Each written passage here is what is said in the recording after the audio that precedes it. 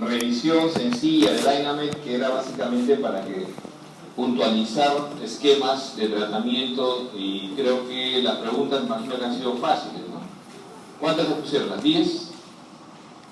¿5 nada más? 5. No sé qué le pasa, le dije que le pongan las 10, pero se asurran en lo que uno les dice, ¿no? Bueno, voy a hablar con Parmeña. En realidad debían ponerles las 10 preguntas, ¿no? Les envié 12 preguntas, pero era sencillo, era básicamente para poder también repasar ahora. La idea es, definitivamente, antibiótico terapia tiene criterios básicos de microbiología, que es algo que vamos a hacer rápido. Como les decía, me está pasando la lista, ¿no? Sí, la idea de ver es que en realidad después, la mayor parte, por ejemplo, de la clase pasada yo ya elaboré preguntas para el examen de medio ciclo, que no están en ninguna copia, o sea, solo que hicimos en la pizarra, ¿no? Entonces, después no quiero quejas, porque si alguien viene, me dice, yo le digo, bueno, como hoy día lo veo un poco menos que la vez pasada, le decir, no estás en la lista, ¿no? Y algo así nos pasaba en la sede, ¿de acuerdo? No, a veces teníamos gente que venía, yo siempre vengo, doctor, y escucha que ni en pelea de perros te he visto. Entonces, definitivamente tiene que haber siempre un control mínimo, aunque a mí no me gusta eso, pero básicamente porque ustedes son demasiados y difíciles saber quién dice la verdad, ¿no? Entonces, por eso necesito la lista, traten de no poner el nombre del amigo o la amiga, porque no sería lo correcto, ¿no? Aunque estemos haciendo bien las cosas. Y en la segunda parte, el manejo de infecciones comunes tiene que ver con lo que el examen que dieron. Recibieron todos los libros que les envié. Entonces verán ustedes que ahí tienen bastante material para revisar. Definitivamente les he enviado también lo de sepsis, que es lo que quiero que la próxima semana lo revisemos bien, porque antibióticos nuevos, que es el otro tema que vamos a revisar con sepsis, en realidad es un tema de conocimiento, digamos, general, no lo vamos a usar todavía, pero sepsis sí tiene que quedar, como se dice, grabado en la mente de ustedes, ¿no? Aparte de que hay cambios interesantes en los últimos 10 años en sepsis que tienen que quedar bien marcados, y en todas las actividades que ustedes hagan médicas van a revisar el concepto de respuesta y probabilidad sistémica de sepsis y de shock. Así que eso tiene que quedar clarísimo. Okay. Entonces, como decíamos, a pesar de toda la capacidad antimicrobiana que tengamos para prevenir y controlar infecciones, hay grandes errores. Los errores de prescripción parten fundamentalmente por nosotros, obviamente, y parten por esto, por la colonización. Colonización que a veces no somos capaces de tener certeza. Sabemos que un diabético está colonizado. Ejemplo clásico, pregunta examen, ¿no? Sabemos que un diabético se coloniza con facilidad. Sabemos que un diabético es perdedor de proteínas y tiene nefropatía. Sabemos que un diabético tiene problemas de ozonización. Sabemos que un diabético es un inmunosuprimido.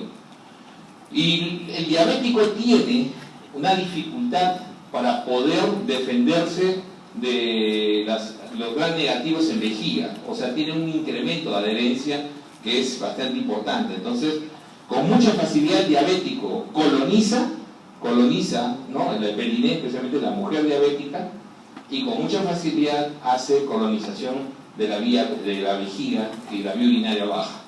Entonces el E. coli lo va a tener con mucha facilidad y tenemos con frecuencia cultivos positivos, pero el paciente no tiene clínica. Incluso reacción inflamatoria, o sea, podemos tener incluso reacción inflamatoria, podemos tener leucocitos más de 10 por campo, podemos tener la bacteria positiva, obviamente, ¿no? Quizás lo que no tengamos es nitritos, ¿no? Quizás lo que no tengamos es nitritos, porque nitritos sí nos da una pauta de que esa bacteria se está reproduciendo en exceso. Acordémonos que en la parte microbiológica, una de las cosas que ustedes tienen que tener claro siempre es la bacteria no está no está creando todavía enfermedad mientras esté en cierto equilibrio de reproducción. ¿Ok? O sea, mientras su ciclo celular todavía sea bajo. Entonces se está manteniendo la misma cantidad. Puede estar colonizando, pero todavía no ha invadido, todavía no ha traspasado esas barreras. Entonces ese exceso de reproducción en el examen de orina siempre nos va a salir como nitrito positivo, como el examen de orina más simple, ¿no? O estearasa leucocitaria positiva en el examen de orina más avanzado. Entonces, cuando uno quiere estar, o sea, ¿dónde está la utilidad? Ustedes cuando piden un examen de orina y piden con estearasa leucocitaria que le va a costar 10 soles más, entonces pídanselo a un diabético. No se lo pidan a su amiga, ¿no? Pídanselo a un diabético, porque ahí sí van a tener mayor utilidad para poder realmente tomar una decisión. O sea, esto sí está haciendo infección probablemente. A veces el diabético tampoco tiene muchos síntomas, no tiene disuria. Entonces, ¿qué puede? Muchas veces los síntomas del diabético pueden ser hipoglicemia, puede ser mal control de la glucosa, ¿no? Y eso puede ya comenzar a indicarnos que requerimos tratamiento. Entonces, el tratar o no una colonización es difícil. Si yo tengo un paciente con sonda vesical permanente, ese cultivo no sirve. No sirve y no sirve. Entonces, doctor, ¿cómo tomo un cultivo? Y pregunta examen. ¿Cómo tomo un cultivo a un paciente con sonda vesical? Retiro la sonda. Retiro la sonda. ¿Ok? Espero por lo menos 2 horas y nuevamente vuelvo después de una micción, después que el paciente miccionó espontáneamente, vuelvo a colocarle la sonda. Y en el acto totalmente estéril de colocar la sonda, esa orina que extraigo, esa la cultivo. ¿Entiendes? O sea, la extraigo de la manera más aséptica que pueda. Pero jamás cultivo la orina de la sonda, que ya estaba puesta.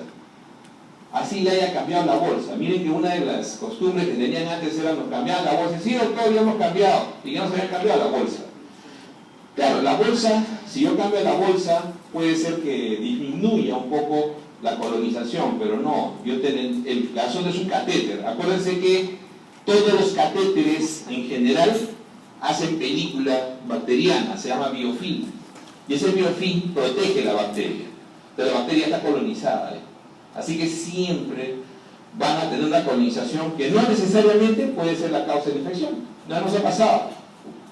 Toman la muestra de la bolsa, sale pseudomonas, ¿no? Y el paciente lo que tenía era otra bacteria. ¿Por qué? Porque se cultivó la bacteria que coloniza el sistema, pero no la bacteria que está causando la infección. Entonces siempre hay que retirar la sonda. O sea, cultivo, paciente colonizado, todo paciente con sonda vesical lo consideramos el cultivo colonizado. Si alguien le tomó un cultivo a un paciente con sonda sin haber hecho el cambio, no sirve. O sea, le hizo gastar por gusto. La terapia empírica es su óptima. ¿Qué cosa es la terapia empírica? Concepto. Terapia empírica no viene de empirismo. A una vez le pregunté varias veces me ha pasado esto. Y como nosotros le decimos empírico, aquel que es medio chamán, ¿no es cierto? No sé, el que hace las cosas en forma, ¿no? en forma empírica, entre comillas, dentro de la acepción que nosotros le damos. No, empírico en medicina se refiere ensayo-error. O sea, basado en evidencia. En realidad, terapia empírica deberíamos llamarlo terapia basada en evidencias. O sea, nosotros damos terapia empírica basados en ¿qué? Examen es una infección urinaria. ¿Qué edad tiene? De 35 años, 90% es E. coli. ¿Qué edad tiene? ¿Qué antecedentes tiene? Diabético o diabética, ¿no? 45 años. ¿Algún antecedente importante? Prurito. Ese debe ser cándida. ¿Se da cuenta? O sea, uno puede guiarse hacia la bacteria o hacia otro microorganismo basado en los datos.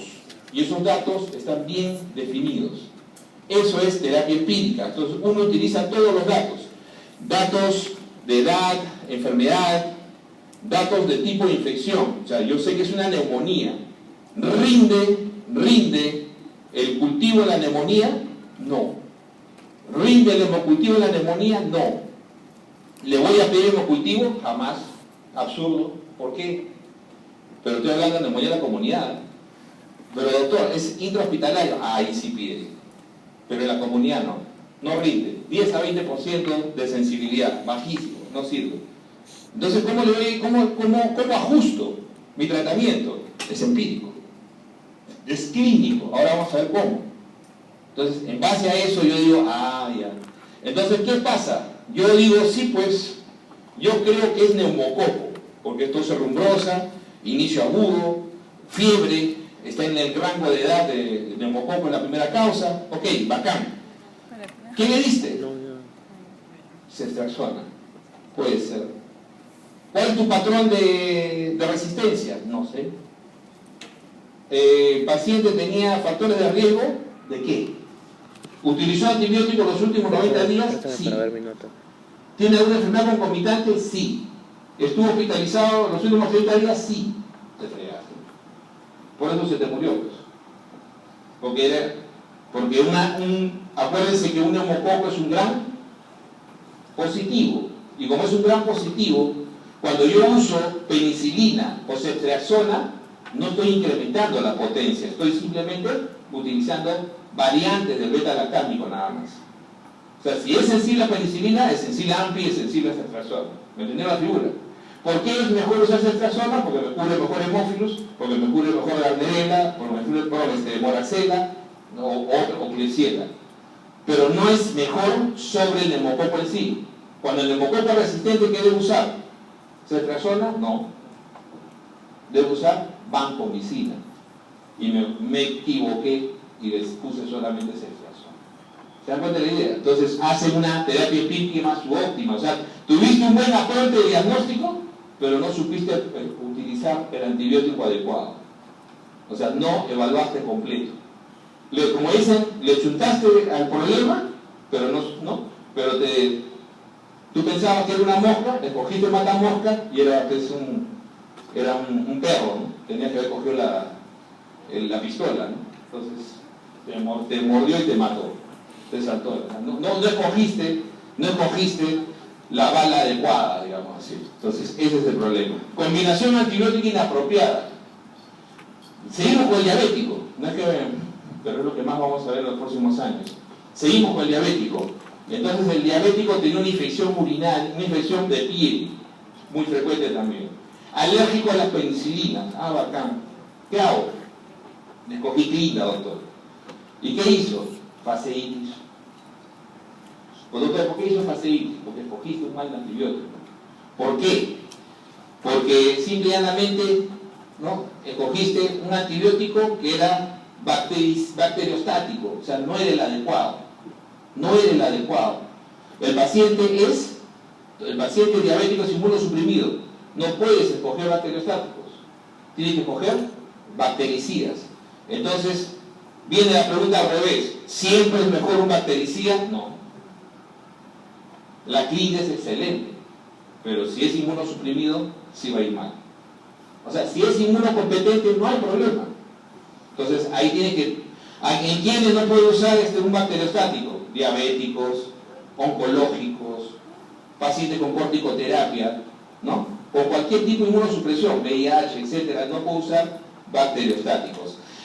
Combinación inapropiada. Bueno, le sumé ceftriaxona y ceftazidima. ¿Por qué? Porque ceftriaxona me estaba cubriendo mejor todos los demás gran negativos y quería cubrir pseudomonas y le añadí ceftazidima por eso.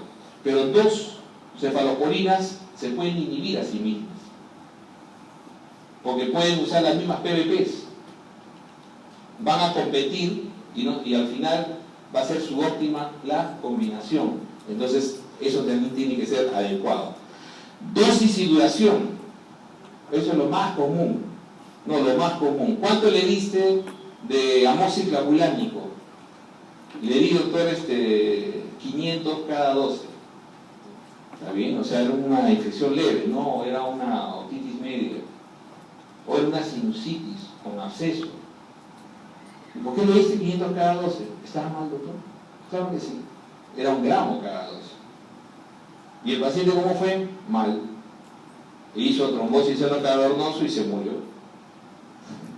Todos se mueren, ¿no? Entonces estamos dramatizando, ¿no? Entonces decimos, sí, puede suceder, sí puede suceder, ¿no? Le dieron una dosis subóptima a un paciente y el paciente termina haciendo absceso o termina complicándose. Entonces, error de dosificación, duración. Entonces, ahí les decía, ¿no? Vamos a ver una tabla, que el paciente, por ejemplo, con infección urinaria, órgano hiperperfundido, ¿no? Superperfundido. ¿Cuánto de perfusión tiene el riñón de la perfusión total? ¿Cuánto se lleva? Se lleva el 20% de la perfusión, ¿no? ¿Cuál es el órgano más perfundido del cuerpo? ¿Ah? ¿El riñón? No, pues, yo te engañé. ¿Cuál? El hígado. Pero ¿cuál es el órgano más perfundido por gramo de tejido? El riñón. Por gramo de tejido, el riñón. Entonces, ese es el asunto. Entonces, ¿por qué es importante eso? Tiempo de tratamiento de una ITU simple, 5 días. Suficiente. Primera vez, 1 día, 3 días, depende del esquema. Hay fosfomicina, 1 solo día. ¿Te das cuenta? Entonces, amoxiclavulánico 3 días, nitrofuratoína 5 días. Entonces tú puedes, depende del antibiótico, pero el tope 5 días. Pielonefritis 7 días, suficiente. Doctor, tenía una colangitis, le dimos tratamiento, la fiebre cae rápido, la fiebre cayó al 4º o 5º día, al 7º día le pasamos a viola, le dimos de alta por 1 semana más. O sea, en total, ¿cuánto le diste? 2 semanas. Y ahora, ¿qué ha pasado? Ha regresado séptico. O sea, se ha vuelto a reinfectar. No, no se ha vuelto a reinfectar. Ha recidivado la infección, que es diferente. O sea, no se ha reinfectado. Ustedes no completaron el tratamiento, que es 21 días. ¿Se dan cuenta? Entonces, cada área tiene un rango mínimo y un tope, ¿no? Entonces, yo comienzo a tratar una espondilodicitis, que es una infección en columna, ¿no? De la parte de sostén de la columna, o sea, es la infección básicamente espinal. Tengo que darle por lo menos 8 semanas como mínimo de vancomicina. ¿Cuánto tiempo le dieron? 4. Por eso recibió. ¿Se dan cuenta? Entonces, esto es importantísimo. Errores en duración, mal manejo de la falla antibiótica aparente. Claro, o sea, el paciente estaba con imipenem y no caía la fiebre y le pasamos a piperacilina tazobactam. Aguanta tu coche. ¿Y por qué pasaste el primero? Bueno, porque es antipseudomona, dijimos vamos a cambiarle de familia. Sí, pero has bajado un escalón. O sea, en potencia contra la pseudomona, Pictas está un escaloncito abajo. Más potente es imipenem, más potente es meropenem. Ahí ese es el problema. Entonces, aparentemente hay un mal manejo de la falla. O sea, estaba fallando IMI y tenías que haber pasado ¿a qué? A mero. Pongámoslo ya al extremo. Doctor, estaba con mero. ¿Y qué hicieron? Le subimos la dosis de mero y le sumamos aminoglucósido. ¿Y por qué? Porque salió que la Cinetobacter, ahora vamos a ver la próxima clase, o la pseudomona multiresistente, era resistente a todo. Entonces hemos combinado aminoglucósido con carbapenem. Entonces, ¿el paciente cómo fue? Se murió igual. Entonces, ¿qué tenía que haber usado? Colestina. Ya vamos a ver eso. Tenía que haber usado colestina. Entonces, ahí es un mal manejo de la falla. Entonces, todo eso está, los estudios te van definiendo. Solamente para que se den cuenta, ¿no? 2 antibióticos que ustedes cuando hacen cuidados intensivos, ¿no es cierto? En alguna parte. Cuando ustedes pasen por cuidados intensivos, acuérdense lo que les voy a decir. Van a usar mucho el linezolid y tigecyclina. ¿Por qué? Porque pagan los congresos. ¿Ok? Esa es la realidad, pagan los congresos. Entonces, quien nos vende el linezolid nos quiere hacer creer que el linezolid es mejor que banco. Entonces, si yo le pongo a usted linesolid en estafilo meticilino resistente, ¿funciona? Sí, funciona incluso en enterococo vancomicino resistente. Esa es la indicación, enterococo vancomicino resistente. Ahí se usa linesolid. Pero el estafilococo meticilino resistente es igual, o sea, tienen igual potencia. Sí, pero es mejor porque no es nefrotóxico, no tengo que hacer ajuste de la dosis, tengo vía oral para pasarlo para hacer descalamiento o terapia secuencial, o sea, tengo varias ventajas, sí es cierto, sí. Pero ¿en quién lo estás usando? Cuando tú usas un antibiótico en UCI, ¿qué cosa es el paciente? ¿Es séptico o no es séptico? Es séptico. ¿Y cuál es el concepto moderno de sepsis? ¿Qué cosa es en la parte inmunitaria?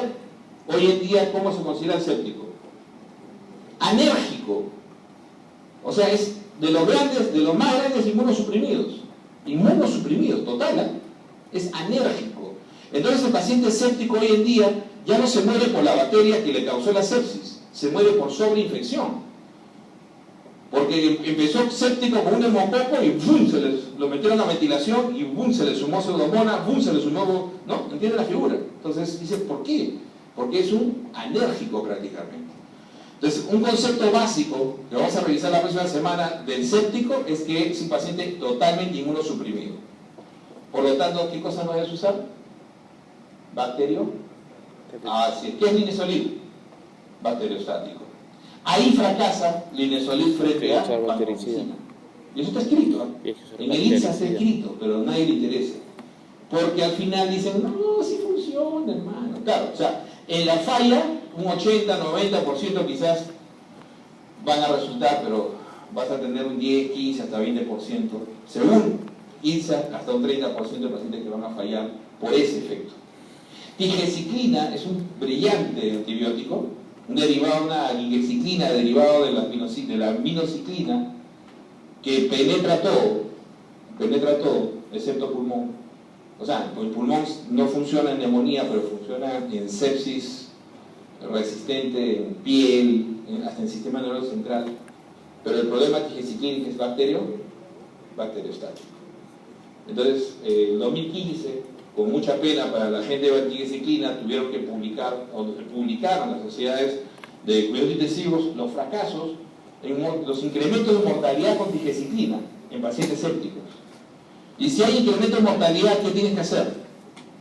Ahí nomás, ¿no es cierto? O sea, tienes que regresar a tu terapia adecuada. Entonces, eso reforzó el concepto. En un paciente inmunosuprimido no debe usar bacteriostáticos. Y séptico es inmunosuprimido. Entonces, ahí viene el gran problema. El espectro es fundamental, ¿no? Entonces, a veces dices que puede ser concentración dependiente. Por ejemplo, las quinolonas son excelentes medicamentos, pero requieren mayor cantidad de MIC de lo que uno cree. O sea, cuando uno ve en un cultivo, por eso que los cultivos tienen que ser bien hechos. Cuando uno ve un cultivo donde le ponen E. coli y le ponen sensible, 2 puntos, pongo una lista, ¿no? Esa es una cochinada, ¿no? O sea, el cultivo tiene que ser ya en todo el mundo, tiene que ser un sistema computarizado donde le ponen los antibióticos y te ponen su MIC. Y tú tienes que tratar de escoger el que es menor de 1, de preferencia. Cuando tienes 2 de concentración nitrosa mínima, ya el paciente tiene que usar la dosis más alta. Cuando tienes 4, piénsalo 10 veces. Cuando tienes 8, eso ya es resistencia intermedia. Y cuando tienes 16, eso está resistente sí o sí. ¿Ok? 32 ya, bótalo, regálalo. Entonces no sirve para nada. O sea, busca cuando un antibiótico lo puedo usar hasta en 8. Por ejemplo, carbapenems, sí. Betalactámicos, sí. Con dosis tope, sí. ¿Y por qué puedo usar dosis tope? Porque los efectos adversos son muy bajos, ¿sí o no? Pero puedo usar el tope, por ejemplo, de aminoglucósidos. Claro, si quiero llevarlo a diálisis, sí. Puedo usar los topes de vancomicina, claro, si lo quiero llevar a la diálisis. Entonces, ese es el problema. Por eso que los MIC me sirven, ¿no? En la quinolona, en general, si tengo MICs que pasan de 2, ya no lo uso, ya. Porque es concentración dependiente. O sea, Hay antibióticos como monoleucócidos y como quinolonas que son excelentes. Hoy día en la Valiati el mejor antiseudomonas es Cipro. ¿Por qué? Porque hemos hecho un trabajo de ver cuál es el que tiene mayor sensibilidad.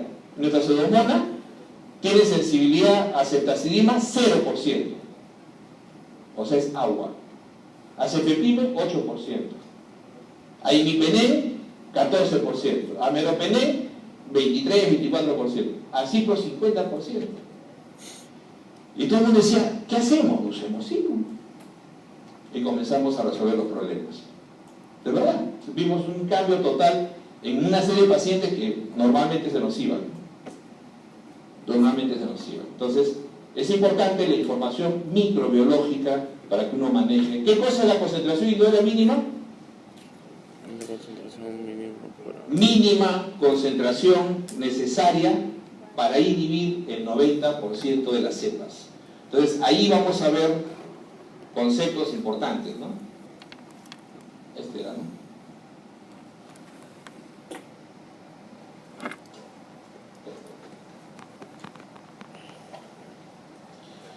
Cuando hacíamos la vez pasada la curva farmacocinética, decíamos en la curva, ¿se acuerdan? Cuando hacíamos la curva, nosotros decíamos que teníamos una línea que es el inicio de actividad, efectividad, ¿no es cierto? A partir de acá, ¿qué cosa hay? A partir de acá hay efecto, ¿no es cierto? Y teníamos una línea arriba de toxicidad. ¿Y esto cómo le llamábamos? Rango terapéutico, ¿no es cierto? Entonces, cuando esto está muy cercano, rango terapéutico estrecho, bacán. La línea de inicio de acción en los antibióticos es la concentración inhibitoria mínima, que es la mínima concentración necesaria para inhibir el 90% de las cepas. Entonces, todo antibiótico inhibe, de principio, todo, hasta el más potente, todos inhiben al principio. Entonces, conforme van subiendo, van inhibiendo 10, 30, 50, 70, 90. A partir de 90 ya está actuando. La inhibición del 90% de la cepa significa que la cepa se detiene en su proliferación. Y si yo me detengo, ¿a quién le doy tiempo? A tu sistema inmune, ¿no es cierto? Por eso es que un bacteriostático es útil, pues. Porque el bacteriostático solamente logra detener, nunca mata a la bacteria. ¿Y a quién le da la oportunidad de eliminar? A tu sistema inmune. Acuérdense que el sistema inmune hace más del 50% del trabajo, siempre, incluso hasta el 100%. Si tu sistema inmune falla, si falla totalmente, estás prácticamente muerto. Entonces, por eso es que los pacientes inmunosuprimidos son difíciles de sacar, ¿no? Son difíciles de sacar. Entonces, hay un momento en que hay una línea que se llama concentración bactericida mínima. Y es la concentración mínima que necesita un antibiótico para eliminar el 100% de las cepas. Pero ahí sí 100% de las cepas. ¿Ok? Entonces es la concentración mínima que necesita para eliminar el 100% de las cepas. Si yo lo consigo en mi curva, soy bactericida. Entonces, en mi amoxiclavulánico, que lo pongo de ejemplo, ceftriaxona, será así, ¿no es cierto? ¿Cómo será mi macrólido? Estará por acá. O sea, ¿mi macrólido tendrá concentración bactericida mínima? Sí, pero in vitro, nunca en vivo. Pero sí lo puedo conseguir in vitro. Las cantidades muy altas, tóxicas. ¿Se dan cuenta? Entonces, los bactericidas consiguen su concentración bactericida mínima in vitro. Cuanto más cercano la CRM al zinc, mayor potencia de antibiótico. Antiguamente, no sé por qué ya no, al principio, cuando Bactec nos sacó este tipo de cultivos, estoy hablando hace 20 años, nos daban zinc y CBM. Pero como sabían que no lo sabíamos evaluar, Dijeron, ya, ¿para qué les damos esa información? Pero en realidad es una información útil, porque si tú tienes todos los con el mismo zinc, ¿cuál deberías escoger? El que tiene CBM más cercano, claro. Y de esa manera tu tratamiento es más corto también. Entonces usas menos tiempo de antibiótico. Entonces hay antibióticos que son famosos porque su CBM es siempre muy cercano a su zinc, ¿no? Algunas cefalosporina tercera son famosas por eso. La fofomicina es famosa por eso. Entonces tiene ese tipo de situaciones. Entonces el concepto del zinc es básico, porque ¿qué pasa por debajo de acá, de esta curva? Debajo de esta línea, ¿qué sucede? Resistencia. Una bacteria necesita 2 segundos, no 2 minutos, ¿eh? Necesita 2 segundos para iniciar resistencia cuando baja el nivel del zinc. ¿Se dan cuenta? Doctor, me olvidé de tomar mi pastilla. Entonces, ¿qué significa eso? Tú debiste tomar tu pastilla acá, para que siempre estés por encima del zinc. Te olvidaste. ¿Qué va a pasar? Todo este periodo va a tener la bacteria para ejercer resistencia. Ese es el problema de los antibióticos de dosis muy cortas. Ese es el problema de los antibióticos que uno le da de baja adherencia, ¿no? El paciente te da cada 6 horas, el paciente no lo toma más que 3 veces. Cada 8 lo toma cada 12, ¿no es cierto? Entonces vas a tener periodos sin... Y entonces tú escogiste bien el antibiótico, pero el paciente no pudo cumplir. Pero lo pongo yo al revés. En realidad no escogiste bien el antibiótico. Porque si el paciente es un anciano, ¿cómo se va a acordar cada 8 horas? Tienes que buscar un antibiótico cada 24. Entonces, ese es importante. Por eso es lo importante. A veces es cruel, ¿no? Porque dices, cada 24, pongamos un ejemplo, ¿ya? Para una ITU de anciano, yo prefiero usar cefixima. La tableta cuesta entre 10 a 12 soles. Tableta diaria, una sola dosis. Puede darle ciclo cada 12. Las 2 tabletas me van a costar menos de 1 sol. Pero hay mayor posibilidad que se olvide, ¿o no? Sí. Puede usar amóxica-ulánico de 500. Va a ser cada 8. Pero esa es la que me da seguro y no le va a costar nada. Yo la vez pasada le decía, denle de 1 gramo. Ya, pero ese de 1 gramo le va a costar por lo menos 2-3 soles cada tableta, o sea, 6 soles al día. Entonces, ¿por qué tenemos que hacer números? Porque el abuelo gana 400 soles al mes. Y si tú lo mandas a comprar cefixima para 10 días, porque el anciano no va a pagar 5, para 10 días, a 10 soles te tiraste el 25% de su sueldo. Y el abuelo, como él se quiere, lo va a comprar y no va a comer completo ese mes. O algo va a dejar de pagar. ¿Entiende la figura? Por eso es que uno tiene que evaluar todas esas cosas, ¿no? Entonces uno dice, señor, usted tiene que comprarle esto. El doctor ya me ha dicho que este es el mejor medicamento. Ya, doctor.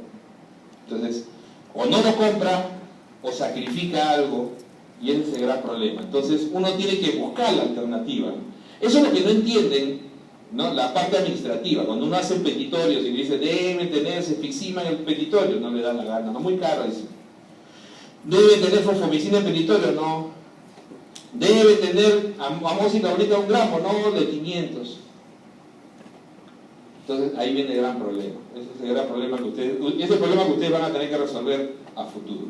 Entonces este es el concepto importantísimo, y acá se ejerce la resistencia. Acá viene el gran problema. Acá se ejerce la mayor parte de la resistencia de los pacientes. Existe un concepto, pregunta examen, existe un concepto en el cual un antibiótico tiene este periodo y no ejerce resistencia. Ese antibiótico se llama ceftriaxona. Ceftriaxona no ejerce resistencia. Entonces, los investigadores en el año 95 dijeron, ¿por qué ceftriaxona, que tiene ya 20 años, no tiene tan buen patrón de sensibilidad. O sea, hasta el día de hoy es útil. ¿Por qué? Porque tiene es el antibiótico más lipofílico que hay. Por eso es el único que atraviesa la barrera hematoencefálica sin que esté inflamada. Todos los demás que atraviesan tienen que estar inflamadas. Bueno, hay uno más que es minociclina, pero se considera prácticamente el 21, y por eso que es la elección en meningitis y en absceso cerebral, ¿no es cierto? Entonces uno usa ceftriaxona y dice, comenzaron a dosarle la resistencia cuando bajaba de su zinc y se dieron con la sorpresa de que no ejercía resistencia aún cuando era casi indetectable. ¿Por qué? Porque la concentración intracelular era más alta que fue extracelular. Entonces ese efecto le llamaron efecto post-antibiótico, EPA. El efecto post-antibiótico es la capacidad de un antibiótico de seguir inhibiendo, pregunta examen, seguir inhibiendo a la bacteria aún por debajo de su signo. ¿Entienden? O sea, es la capacidad de seguir inhibiendo en forma efectiva a la bacteria aún por debajo de su signo. Cuando yo digo zinc, ya sé que es 90. Antiguamente decíamos zinc 50, zinc 90, zinc 30. Cuando estudiaron en el Budman, ¿se acuerdan? Se veía zinc 50, zinc 30, pero eso es para efectos de estudio de farmacología. Ahora que estamos en clínica, yo digo zinc, es zinc 90. Es como cuando dices, te atraviesa la glucosa 75, ya no tienes que decir 75. Todo te atraviesa la glucosa son 75. Solamente dices te atraviesa la glucosa, ¿entiendes? Ahora cuando dices zinc es siempre zinc 90. ¿Ok? Entonces, esa capacidad de seguir inhibiendo por debajo de su zinc se llama EPA, ¿no? Efecto post-antibiótico. ¿Por qué es importante? Porque ese descubrimiento con la ceftriaxona hizo posible que la ceftriaxona pasara de cada 12 a cada 24 horas. Porque la ceftriaxona por vida media es, yo te hago la pregunta, ¿cómo debe ser la ceftriaxona por vida media? De repente le hago la pregunta, cada 12 horas. Pero por efecto postantibiótico, cada 24 horas. Ahora digan ya, qué bacán. O sea, la ceftriaxona a partir del año 96 se comenzó a usar cada 24 horas. Ojo, van a encontrar tíos todavía, que yo he tenido que discutir mucho con ellos para convencerlos. No, hijo, yo aprendí a usarlo cada 12, a mí no me está cambiando. 1 gramo cada 2. No, doctor, 2 gramos cada 24 es suficiente. Incluso 1 gramo cada 24 hoy en día para infecciones leves a moderadas es suficiente, o una ITU o una vía respiratoria. ¿Okay? Pero ¿cuál fue el avance adicional a esto? Que esto es un efecto que se ha buscado en los nuevos antibióticos. Ejemplo, daptomicina, efecto postantibiótico. Ejemplo, dolipenem, efecto postantibiótico. Ejemplo, tigeciclina, efecto postantibiótico. ¿Entiende la figura? O sea, cuando ya se han diseñado los nuevos antibióticos, se les ha aumentado la lipofilidad para que tengan efecto postantibiótico. Y de esa manera, una daptomicina, que todavía no está aprobada, se puede dar cada 7 días. ¿No es cierto? Entonces es así. O sea, vamos a ver, el efecto postantibiótico es un atributo descubierto con ceftriaxona que hoy en día se trata de imitar en toda la investigación de nuevos antibióticos. Entonces, vamos a esto. Creo que alguna vez lo hemos hecho. En la sede, no me acuerdo.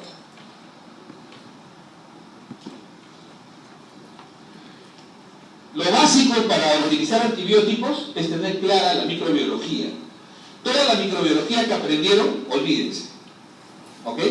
Entonces, esta es la microbiología que tienen que usar.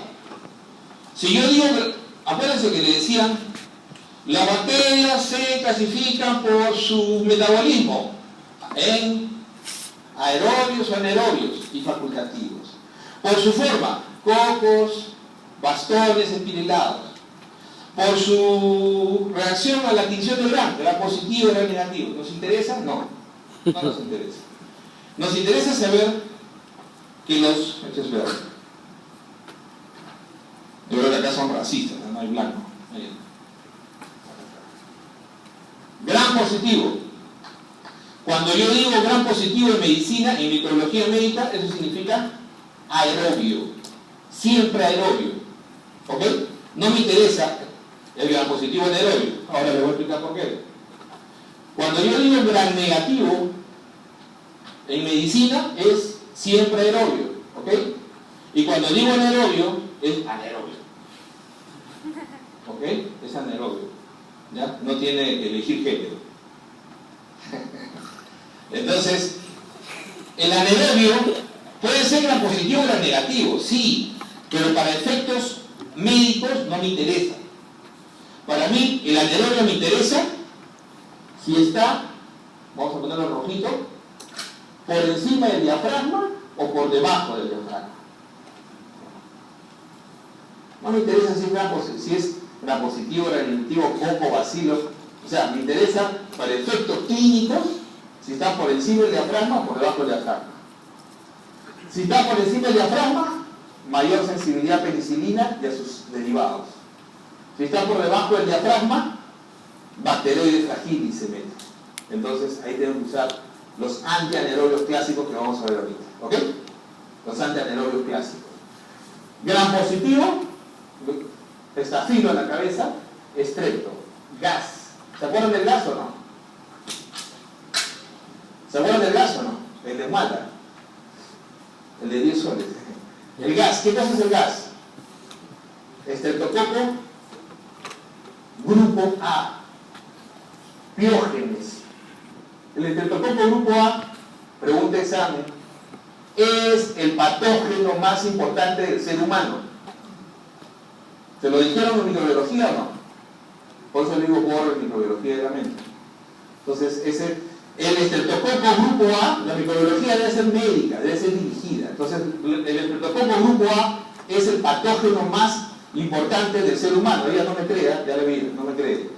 No, estás loco, el estafilo es más bravo. El estafilo es más asesino, sí.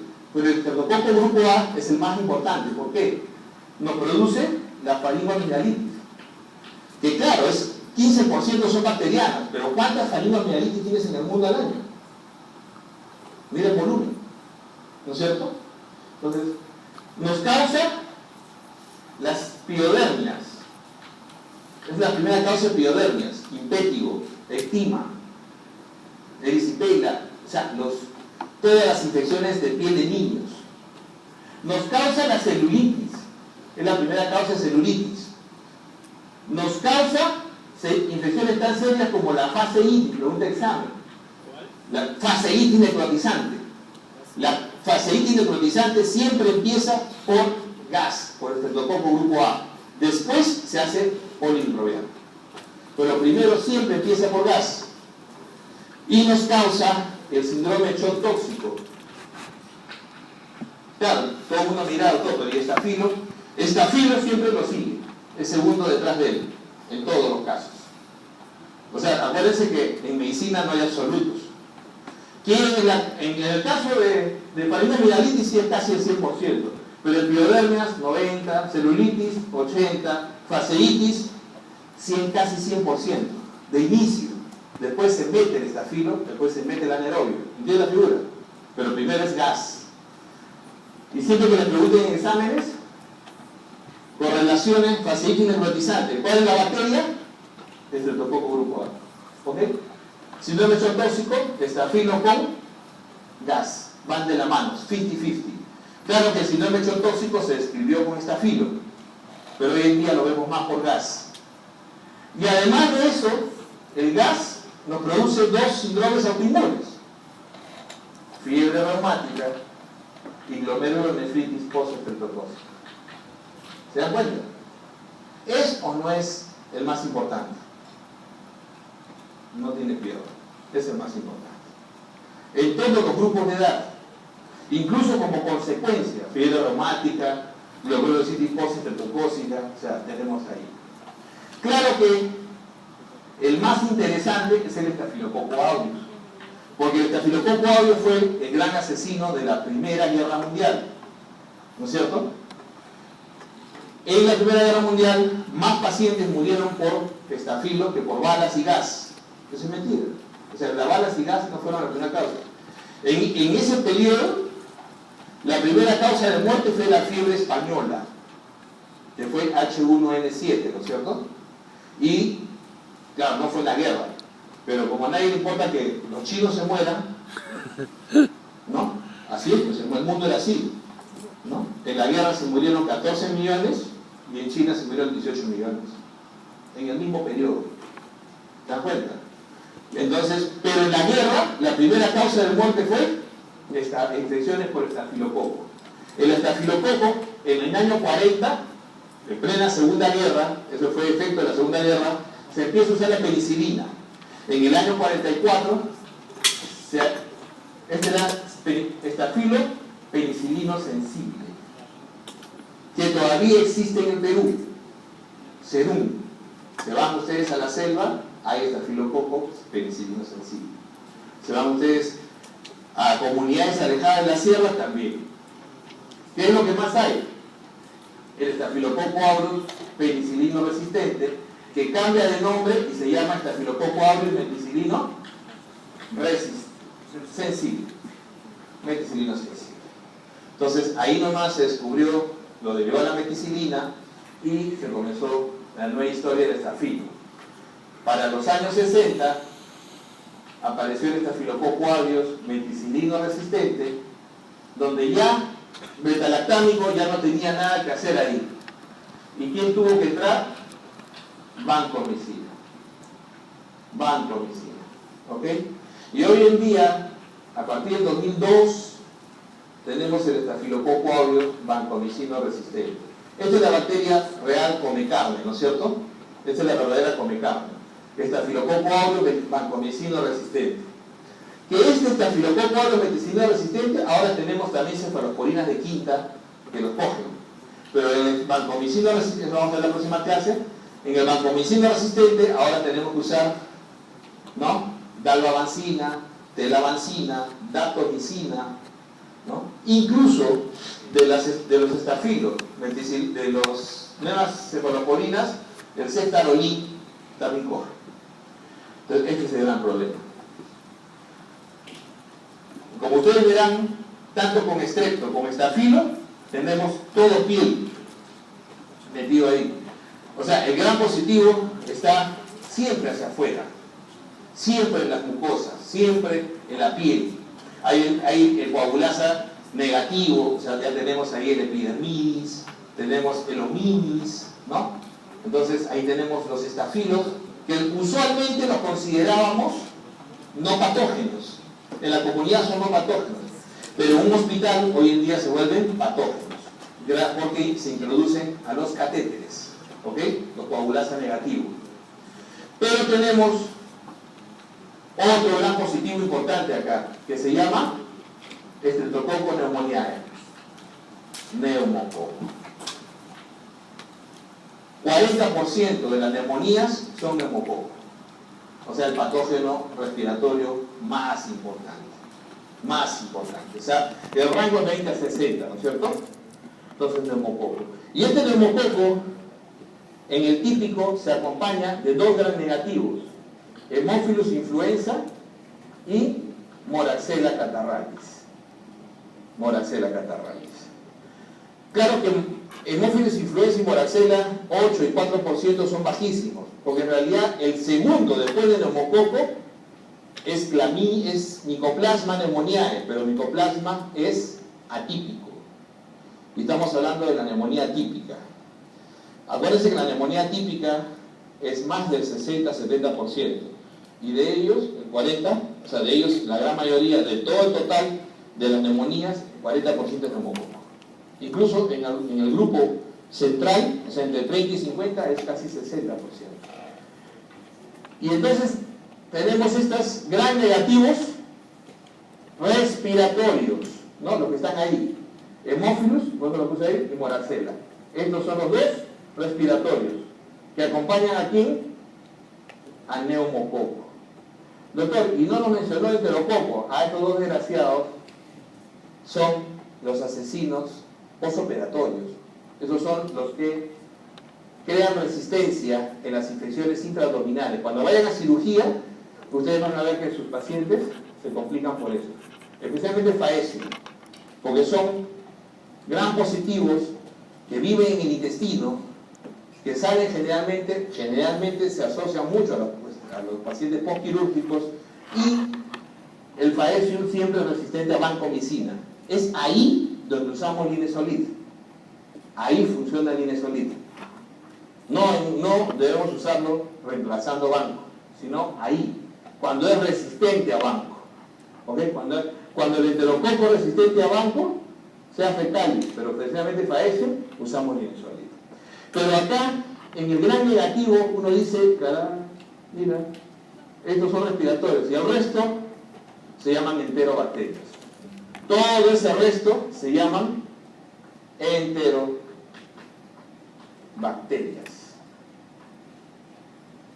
Entonces las enterobacterias que nos pueden producir diarreas, ahora lo vamos a ver, cólera, salmonela, yersinia, incluso salmonela tifoidea, paratífica, o nos pueden producir infecciones intrahospitalarias, pseudomonas, acinetobacter, aeromona, heterobacter, citrobacter.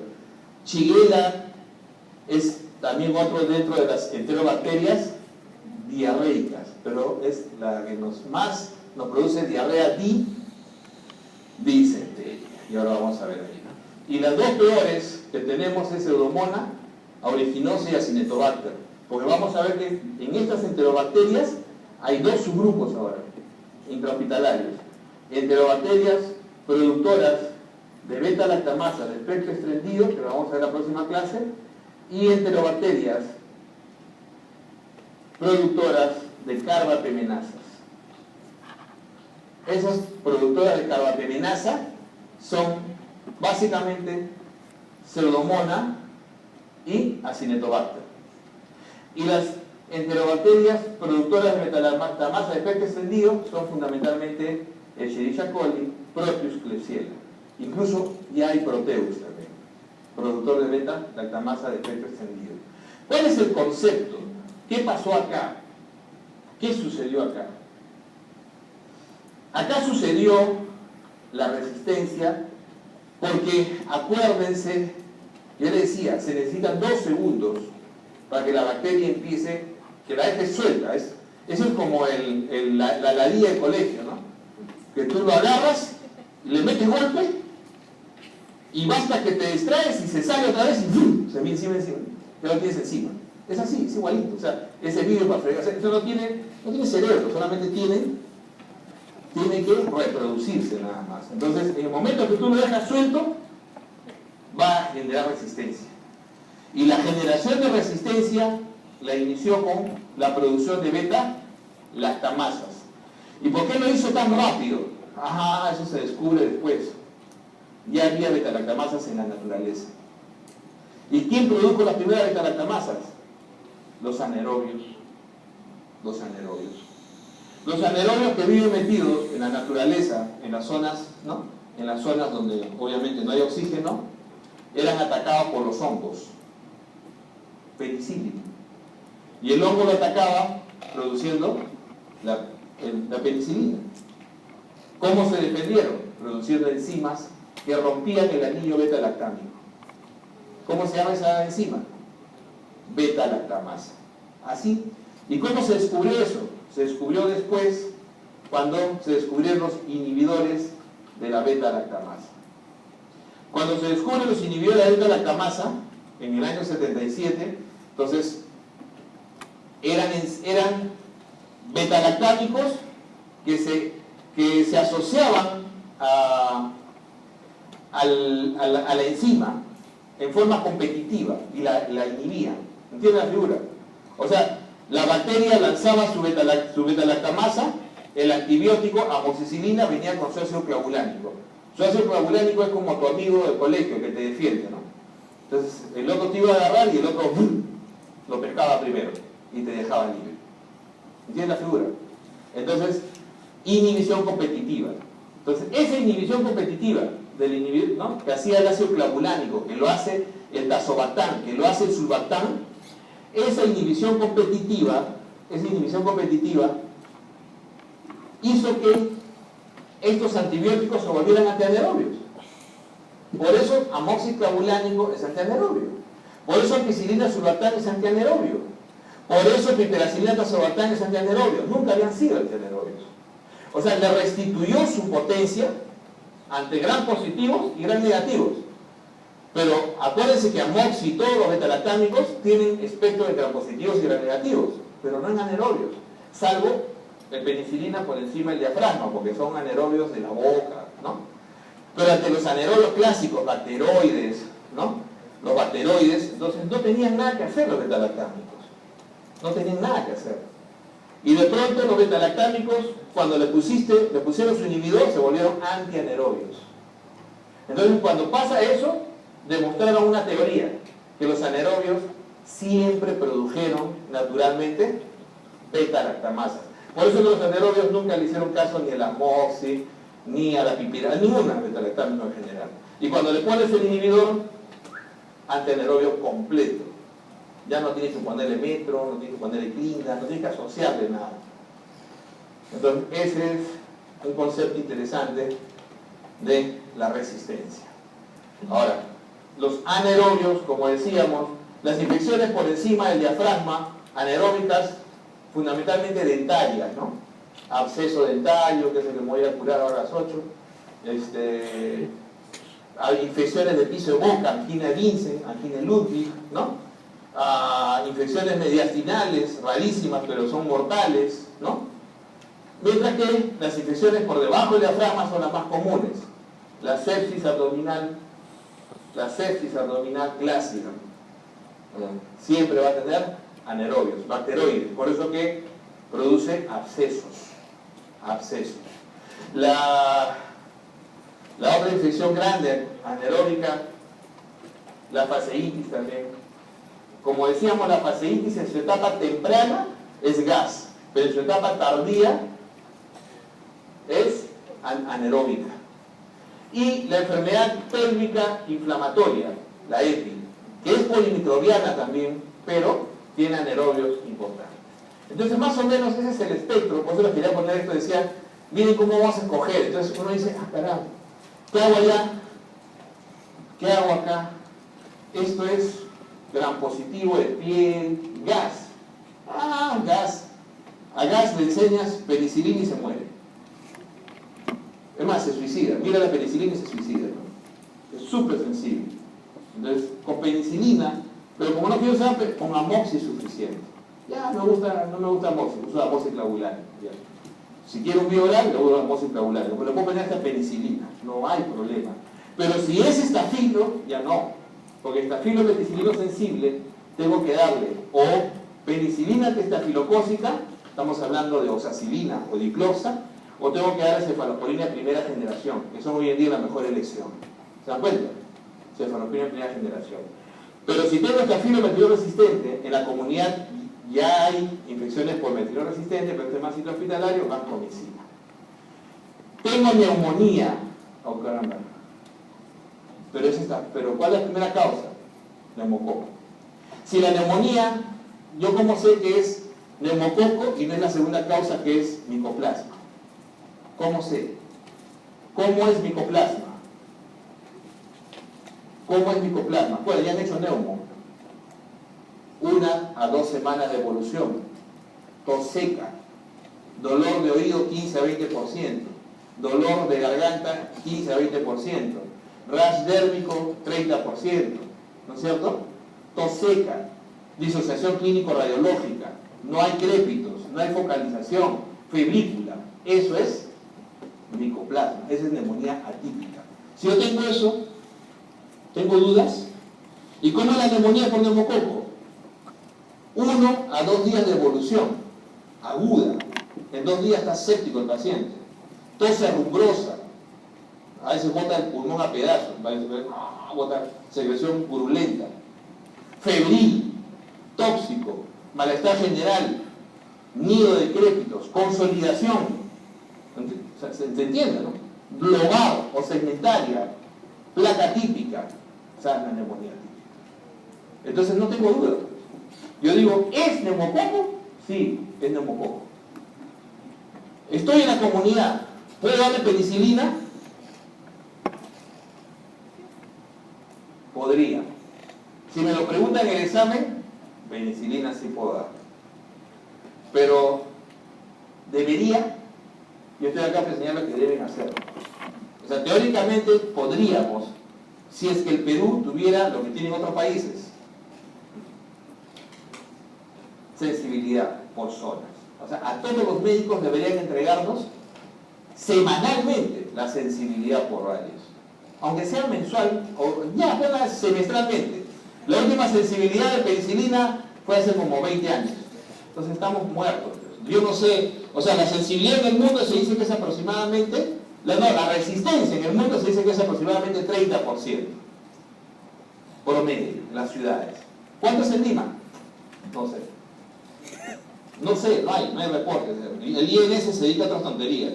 Se dedica a perseguir a los que investigan, se dedica a las tonterías. A la teoría de género, tontería y media. Pero no se dedican a lo que deben dedicarse. Si ustedes quieren ver alguna vez cómo debería reportarse, métanse al internet y pónganle Morbidity and Mortality Weekly Report. La suscripción es gratuita. Yo me suscribí cuando era alumno con ustedes. Morbidity and Mortality Weekly Report. Entonces, Morbidity le llega semanalmente el reporte, como si viviera en Estados Unidos. Y ahí le sale el mapa americano y le sale las reportes de neumococo, reportes de hemófilos, reportes de... ¿se dan cuenta? Resistencia, patrones de resistencia cada mes o cada trimestre.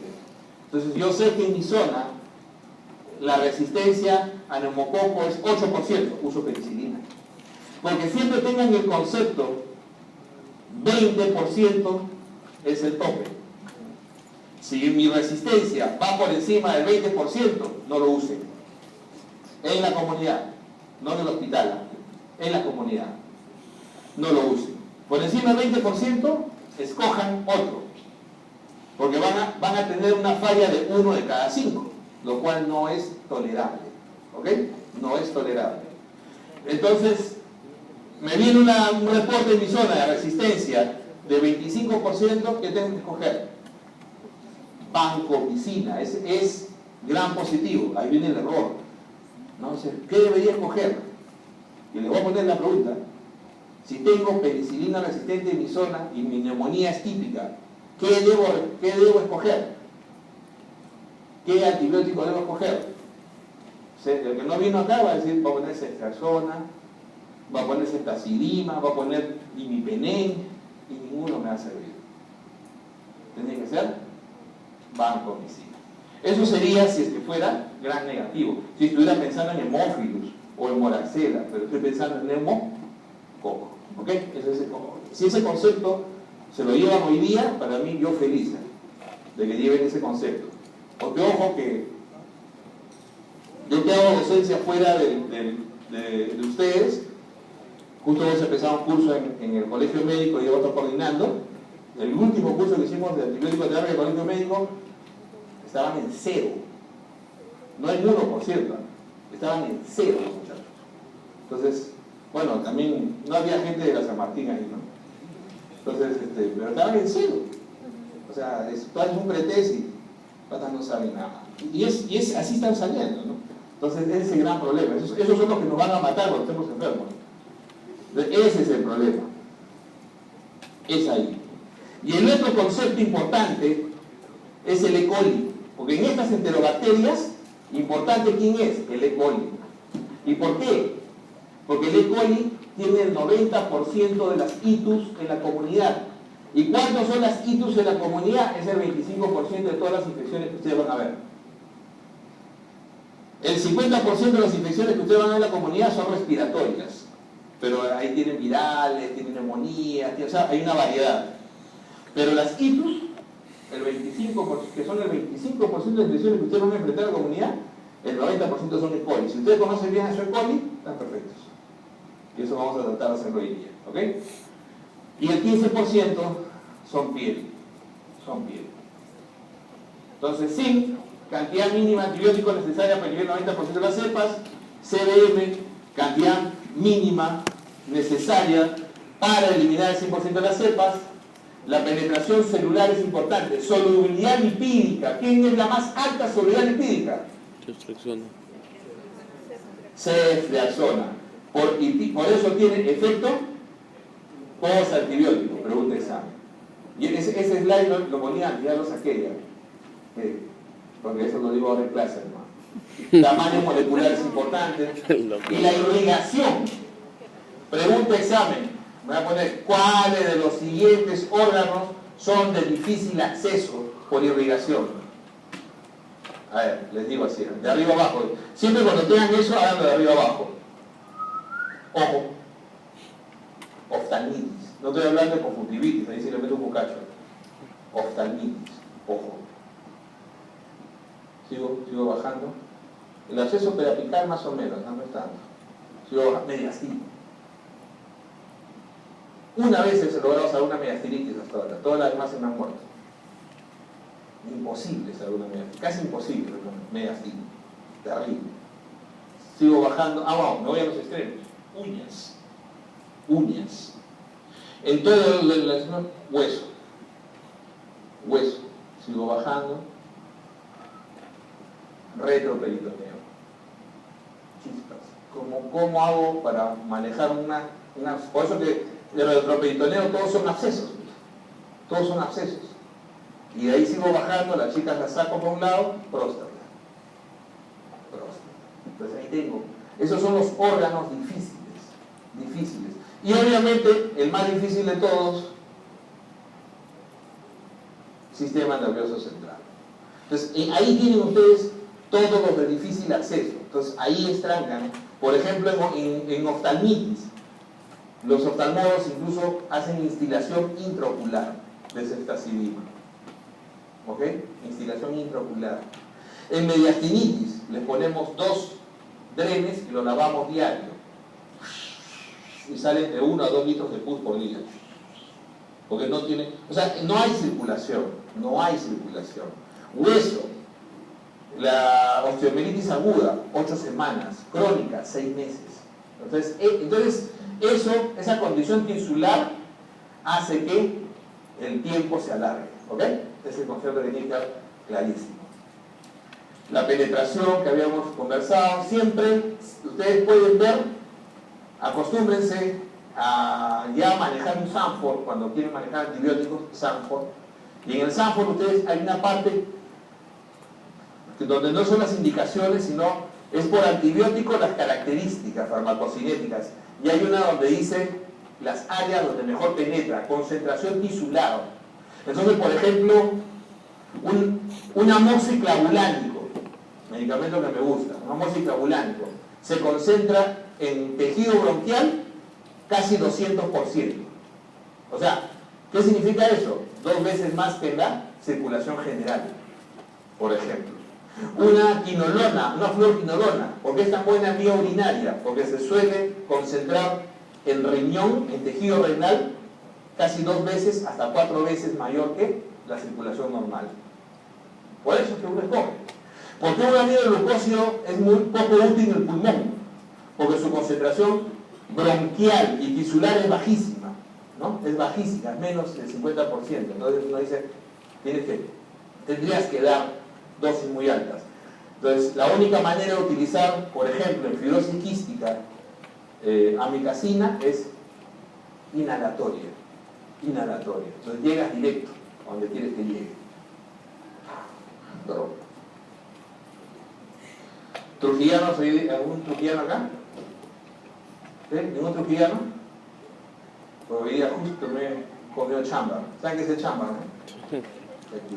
Pero estoy todavía, está luchando el arroz con el chancho. Están ahí que se agarran las patadas. Que tienen todas las cartas. Una de las cosas importantes son las prótesis. Hoy en día existe un grupo de infecciones fundamentales que han incrementado y se han vuelto la segunda causa de infecciones intrahospitalarias. Ya no es ICU. Sigue siendo neumonía la primera causa, pero hoy en día como segunda causa están las bacteriemias. ¿Y qué cosa es la bacteriemia? Es 2 hemocultivos positivos y fiebre. Eso es una bacteriemia. Que si yo demuestro después que el endocardio tiene compromiso, ya deja de ser bacteriemia, se convierte en endocarditis. Pero mientras no demuestre nada, sigue siendo bacteriemia. Entonces la bacteriemia en miembro hospitalario es hoy en día la segunda más importante lugar de infección, la sangre. ¿Y de dónde viene? Catéteres. Entonces hoy en día metemos a los pacientes con cáncer, catéter POR para la quimio. Tiene un cáncer de vías biliares, tiene un stent intracoledociano o tiene un catéter de derivación biliar externa. Le falló el riñón, tiene un catéter de diálisis. Hizo bradicardia, tiene un marcapaso. Entonces, podemos tener un paciente con 4 catéteres diferentes al mismo tiempo. ¿Cuál se puede infectar? Cualquiera. Claro, hoy en día los metálicos son más difíciles porque se hacen de titanio, que difícilmente producen película. Pero todavía los demás catéteres tienen posibilidad de hacer biopelícula. Por eso es que hoy en día los catéteres permanentes se hacen con antibiótico adherido, ¿no? O sea, no que se le metan, no que lo embebas en antibiótico. Alguna vez dije eso y antes de meter estamos echando antibiótico, ¿no? O sea, viene la fabricación, viene con clorexidina o con rifampicina. ¿Y por qué viene con clorexidina y rifampicina? Porque el gran colonizador son gram positivos. Son gram positivos. Claro que también gram negativos, pero más gram positivos. Entonces es importantísimo. En estos pacientes se uno hace bacteriemia. Entonces el paciente comienza a hacer fiebre, y dice, ¿no? ¿Qué será? Tiene cáncer, de repente fiebre por cáncer. Está con antibióticos, fiebre por antibióticos, dale ventana terapéutica. La ventana terapéutica es fundamental. Cuando tú diste un curso de tratamiento adecuado y llegas al 4º o 5º día y la fiebre no cae, no sabes de dónde es el origen, paras el tratamiento por 72 horas, 48 o 72 horas. Y comienzas a hacer cultivos, o sea, limpias el organismo antibiótico para poder cultivar. Y de pronto, ¡pum!, se cae la fiebre. Cultivo negativo, ¿qué fue? Fiebre por antibióticos. ¿Existe la fiebre por antibióticos? Sí, hasta 30% de las fiebres de origen en pacientes hospitalizados puede ser por medicamentos o por antibióticos. Entonces uno tiene que definir eso. Pero de pronto sigue haciendo fiebre y viene pues, estafilocoagulasa negativo. Entonces, cuando un microbiólogo bueno, buen tecnólogo, ve un coagulasa negativo, antes lo botaba, y ponía muestra contaminada con coagulasa negativa. Hoy no. Hoy lo guarda y espera el segundo cultivo que crece. Si los 2 cultivos crecen lo mismo, ya no es contaminante. Por eso que todos los hemocultivos, concepto es siempre 2. Y se toman en distintos puntos, casi en simultáneo. Es más, en algunos hospitales van 2 enfermeras y lo toman en simultáneo, señor, recontra perfeccionista. ¿Por qué? Porque si tú tienes circulando la bacteria, y eso es real, tiene que crecer los 2. Si crece solo en uno, eso es contaminación. Entonces, por eso que los hemocultivos hoy en día se tienen que hacer siempre 2. Nunca se puede hacer uno solo. ¿Ok? Eso es básico. Entonces, habíamos ya hablado de la resistencia. Hay resistencia natural. Miren, este es el 2008 o 2009. Sale en New England, sale una revisión sobre Acinetobacter y resistencia a Acinetobacter. Y esta foto siempre me gustó, una de las mejores que he visto, esta foto de ese artículo. Esta es la membrana de la Acinetobacter. O sea, tiene doble membrana, no es, aparte de la pared celular, tiene doble membrana basal, que es muy común en las enterobacterias. Tiene el espacio intermembrana. ¿Por dónde ingresa el betalactámico? Acá vamos a repasar. ¿Por dónde ingresa el betalactámico? Ingresa por su orina. ¿Buscando qué? Su PDP. ¿Cuál es la diferencia entre un betalactámico y otro? Oye, ¿cuál es el mecanismo de acción de carbapenem? Inhibe la formación de peptidoglicanos a nivel... No, inhibe la formación de peptidoglicanos de la pared celular y activa enzimas, autolíticas. Okay. ¿Cuál es el mecanismo de penicilina? Inhibe la formación de la pared celular por inhibición de los peptidoglicanos y activa el enzima autolítica. O sea, es el mismo. ¿Cuál es la diferencia entonces? Si ustedes leen el mecanismo de acción de una penicilina, es igual que de un andoripenem. ¿Cuál es la diferencia? La diferencia está en el tipo de PVPs a los cuales se adhieren. La potencia de adhesión y la potencia de reacción que ejercen sobre la PVP. ¿Entienden la figura? Por eso les decía que juntar dos beta-lactámicos al mismo tiempo es controversial, porque podrían estar usando la misma PVP y se van a interferir. ¿Ok? Entonces eso es así. Entonces el beta-lactámico hace esto. Pero miren lo que hace gráficamente el Acinetobacter. Esto de acá son beta-lactamasa. Estos son beta-lactamasas. O sea, en el espacio intermembrano le está esperando las beta-lactamasas para destruirlas. Pero no solamente está la beta-lactamasa. ¿Qué es esto de acá? Este desgraciado tiene una bomba de flujo. O sea, tiene una porina, pero este de acá está disparando hacia afuera otra vez. Entra y sale. O sea, el pato entra y al toque lo jalan, lo vuelven a botar. Tiene una bomba de flujo para resistencia. Tiene abundante beta-lactamasa. Es más, Acinetobacter fue resistente natural, productor de AMPC natural. Nunca fue sensible a cefalosporinas. Por eso nunca fue sensible a cefalosporinas. Desde que nació Acinetobacter como patógeno en el año 66, es resistente a cefalosporinas y solamente se puso carbapenem. Todos se murieron hasta que apareció imipenem en el año 87. ¿Ok? Pero por suerte en esa época solamente atacaba a los veteranos de la guerra de Vietnam. Y más abajo tienen pegado el plasmidio, que es el que está esperando que baje el enzim para empezar a actuar y generar resistencia. ¿Ok? Para que se den cuenta cómo la bacteria solo vive para sobrevivir, para reproducirse. Entonces la resistencia empezó, hay absoluta y relativa, y empezó con esa historia del estafilococo. ¿Ok? Esto lo leen con calma. Conceptos importantes en el perfil de seguridad: bioequivalencia, nefrotoxicidad e interacciones, es importantísimo. Vamos a ver ahora. Y el costo de los antibióticos, la terapia secuencial. Todo el resto del costo no debe ser preocupación de ustedes, excepto cuando les decía el saber escoger, ¿no? El saber escoger el antibiótico. Pero hay un concepto de costo importante. Pero hay un concepto de costo que nos interesa porque al mismo tiempo mejora la confianza del paciente. A nosotros siempre nos debe importar que el paciente se sienta mejor. Entonces, el paciente se siente mejor en el hospital o en su casa. En su casa. Entonces, si yo puedo mandarlo a la casa precozmente, entonces hago lo que se llama terapia secuencial. En realidad los gringos le llaman switch therapy, ¿no? Ellos tienen dos tipos de terapia. La terapia secuencial, ¿no? La sequential therapy y la terapia de switch. Nosotros le llamamos a todo secuencial. ¿Qué significa terapia secuencial para nosotros? Es pasar de vía endovenosa a vía oral en forma rápida con la misma efectividad. Ejemplo, cipro. Yo le doy tratamiento con cipro a un paciente con fibrosis pulmonar por sospecha de pseudomonas. ¿Ok? Bronquitis por pseudomonas, muy frecuente en los fibróticos.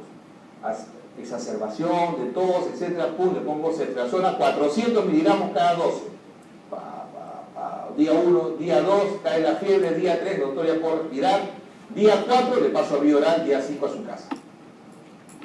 Porque la ciprofloxacina oral tiene excelente biodisponibilidad, casi como la parenteral, 90%, casi 100%. Excelente potencia. Entonces eso se llama una terapia secuencial. Mismo medicamento, parenteral oral. ¿Se entendió la figura? Ok. Tengo ceftriaxona. Un paciente con neumonía le di ceftriaxona. Un día, 2 días, cayó la fiebre. Tercer día, doctor, ya no tengo ni tos, no tengo fiebre, quiero irme a mi casa. lo paso a cefixima. Cefixima es cefalosporina tercera oral, con igual espectro y alta potencia, muy parecido a ceftriaxona, pero por vía oral. La otra opción, cefodoxima, cualquiera de los dos, ¿ok? No tengo preferencias. Puede ser cefodoxima, puede ser cefixima, ¿ok? Prefiero cefixima porque es una vez al día, cefodoxima 2 veces al día, ¿ok? Ya, estamos bien. Pero es el mismo producto, no es ceftriaxona oral, no existe. Escogí un antibiótico de prácticamente la misma familia, la misma potencia, pero es diferente producto. Eso se llama switch therapy. O sea, los gringos a eso le llaman switch therapy. O sea, es un tipo de terapia secuencial, pero cambié de antibiótico, pero con igual potencia. Si yo le doy ceftacidima, ¿qué oral le puedo dar? No hay ningún antipseudomona oral betalactámico, no hay, ninguno. Tengo que darle cipro o levo, preferencia cipro, porque es antipseudomona también.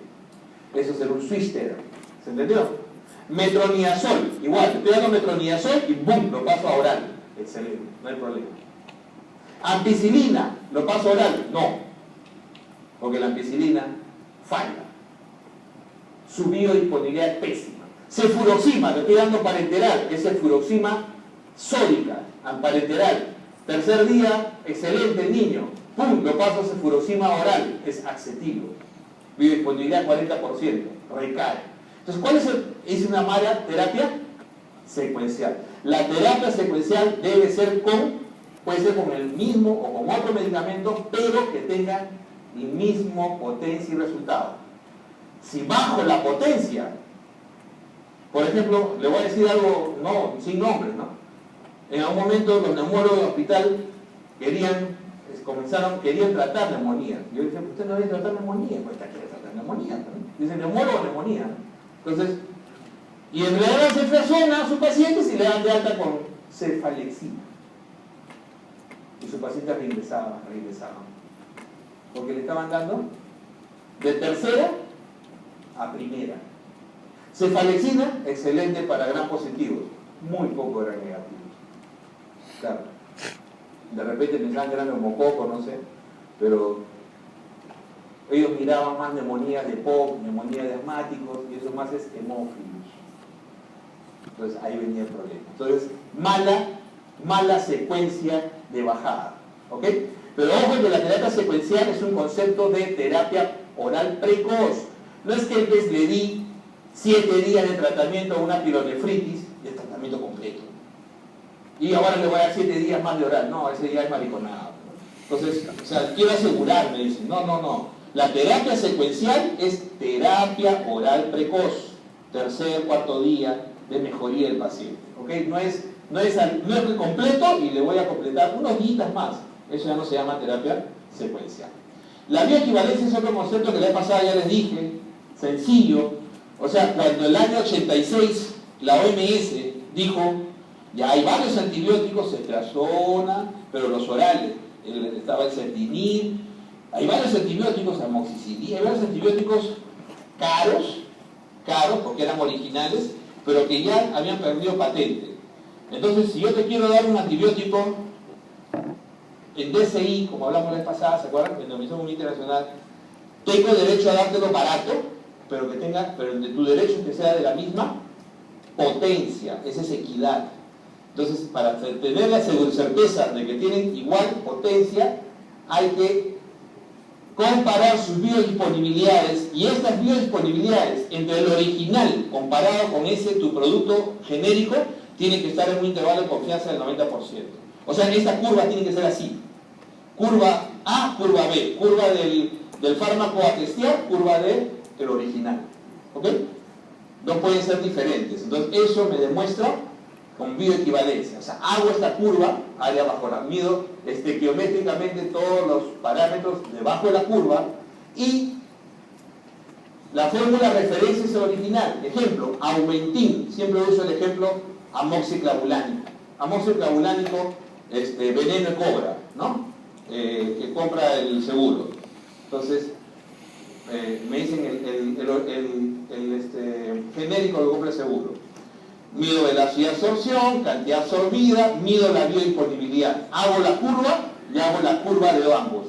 Pero ¿en quién lo hago? En la misma persona.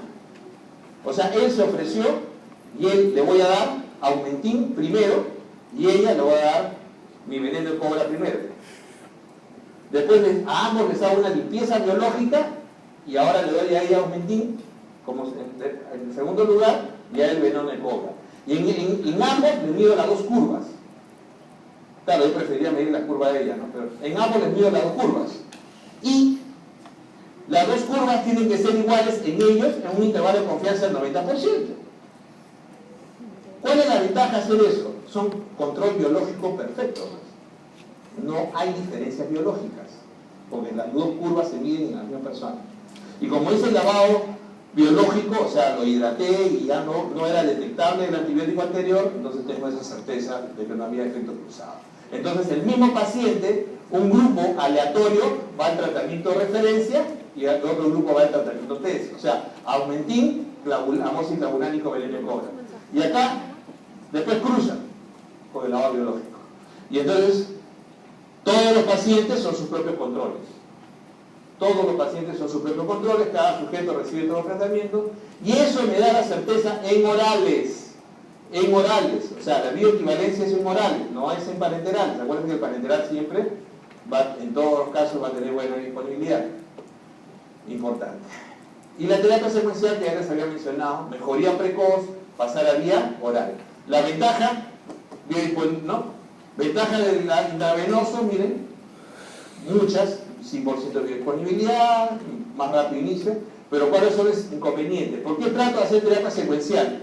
Porque hay mayor toxicidad por dosis, hay mayor riesgo de reacciones alérgicas inmediatas que por el oral, hay mayor riesgo de flebitis, inflamación, hay mayor riesgo de infección asociada al acceso y puede haber administración inadvertida de burbujas y el paciente generalmente va a estar hospitalizado por habiendo venosa. Entonces todas esas ventajas son las que elimino con la terapia secuencial. Obviamente que el paciente para terapia secuencial tiene que estar comiendo, ¿no? Y por todos estos criterios de exclusión. Y todo esto, todos estos diagnósticos, puedo hacer terapia secuencial. Miren, neumonía, infección intraabdominal, neutropenia febril, infección urinaria, bacteriana. ¿Dónde no puedo hacer terapia secuencial? Endocarditis, osteomielitis, o sea, esas infecciones serias, ¿no? Endocarditis no es de difícil acceso, sino que es de difícil erradicación, que es diferente. O sea, ¿se acuerdan que decía hay infecciones de difícil acceso, la próstata, la uña, etc.? Pero hay unos de difícil erradicación, por ejemplo, endocardio. Endocardio es de difícil erradicación. Infecciones de catéter. Si el catéter no lo sacas, o prótesis, son de difícil erradicación. O sea, ¿por qué? Porque la bacteria está adherida, no se sale. Entonces son de difícil erradicación. Okay. Y estos son un ejemplo. Mismo fármaco, potencia equivalente, por ejemplo. Mismo fármaco, potencia menor. Cefuroxima, ampicilina. Fármaco distinto, potencia similar. Fármaco distinto. Es como para que uno tenga una guía para poder hacer una buena terapia secuencial. ¿Ok? Una buena terapia secuencial. Y la terapia empírica, como habíamos dicho alguna vez, bactericida versus bacteriostático. Okay. ¿Cómo prescribir un antibiótico? Toda fiebre no es infecciosa. Acuérdense que la temperatura entre 38,9 y 41,1 es la que más se acerca a la posibilidad infecciosa. Menos de 38,9 no sospechamos, por lo menos bacteriana. No sospechamos, no hay menos sospecha de que sea infecciosa. Puede ser como no puede ser. Pero más de 41,1 raramente es infeccioso. Más de 41,1 raramente es infeccioso. Y la manera de decidir, miren, sistema de expertos. Esto es lo que siempre se usa en el Perú. ¿Dónde se han quedado? En los años 70, 80. ¿Qué se usa en el Perú para decidir los antibióticos más difíciles? Interconsulta al infectólogo, o al internista que usa antibióticos, o a la unidad de farmacología clínica, ¿se acuerdan? ¿No es cierto? Okay. Eso es 70s, 80s. O sea, esa es la tecnología antigua. O sea, y seguimos en eso. Si ustedes ven el CIS, que a un paciente le dan meropenem, y tú vas y dices, a mi paciente al día siguiente no le han dado, ¿por qué? Porque no ha venido el infectólogo. ¿Y por qué tiene que venir el infectólogo? porque él es el que tiene que autorizar. Eso se llama sistema de expertos. No están en otro siglo, están en el siglo pasado. Hoy en día, después de eso vino las decisiones de sistemas soportados, guías clínicas. Guías clínicas que ahora el Ministerio está obligando a hacer, que es un sistema de los 90, al menos estamos avanzando a los 90. Hoy en día se hace todo por sistemas paralelos. O sea, uso guía clínica, computarizada, uso evaluación de riesgo, uso evaluación de casos. Entonces, hoy en día en todo el mundo, la elección de antibióticos de reserva, se llama así, se hace entre el médico tratante y un equipo, donde está un farmacólogo clínico, un infectólogo, un internista y el médico tratante. Se discute el caso y se decide. O sea, yo no voy como un genio a decir, dale eso, o no le des. Eso no funciona ya. Eso se ha demostrado que es fracaso del tratamiento. Incluso debería haber perfiles moleculares que no tenemos, ¿no?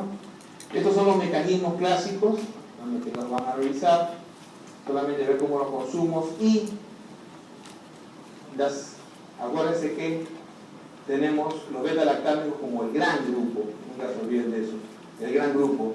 Miren ustedes, allá está ceftarolin y ceftobiprole, que si bien es cierto ya se aceptan como cefalosporina de quinta generación en la mayoría, Mandel, que esta es la tabla del Mandel de 2014, Mandel todavía lo pone como solamente cefalosporina con actividad para estafilococo meticilino resistente. O sea, todavía no lo clasifica como quinta generación. Pero los japoneses, que son los que descubrieron primero el ceftobiprole, sí lo ponen como cefalosporina de quinta. Y eso es básicamente lo que les voy a dejar para lectura. Es sencillo, pero se lo voy a hacer resumido acá en la radio, para ya terminar porque estamos en la hora. Lo que me interesa, como les digo, es esto, ¿no? Que tengan el concepto y siempre manejen la parte microbiológica, tiene que ir de la mano siempre de la elección del antibiótico.